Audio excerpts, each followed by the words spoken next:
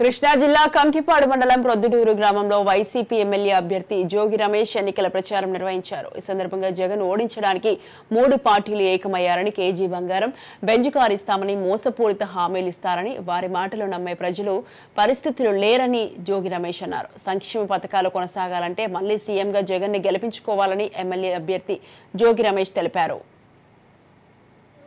ఉందా లేదా ఒక్కసారి నా అక్కలు చెల్లెలు అందరూ కూడా గుండెలు చేసుకొని ఆలోచించవలసిందిగా అందరూ కోరుతా ఉన్నా.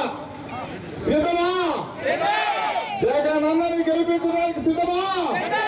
ఫ్యాన్ గుర్తుకు ఓటు వేయడానికి సిద్ధమా? అందరూ కూడా ఆలోచన చేసుకోండి.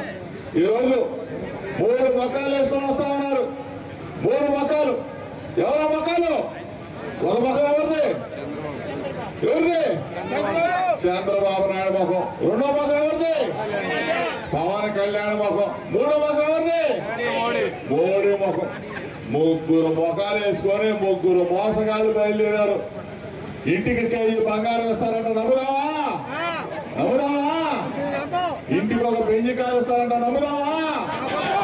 ఎప్పుడన్నా జగనన్న రాకముందు చంద్రబాబు నాయుడు 14 సంవత్సరాలు ముఖ్యమంత్రిగా చేశాడు. ఎప్పుడైనా అమ్మఒడి ఇచ్చాడా? అమ్మఒడి ఇచ్చాడా? ఆసరా డబ్బులు ఇచ్చాడా? చేయూత డబ్బులు ఇచ్చాడా? పెన్షన్ ఇంటికి పంపించాడా? రేషన్ ఇంటికి పంపించాడా? ఇలా స్థలాలు ఇచ్చాడా?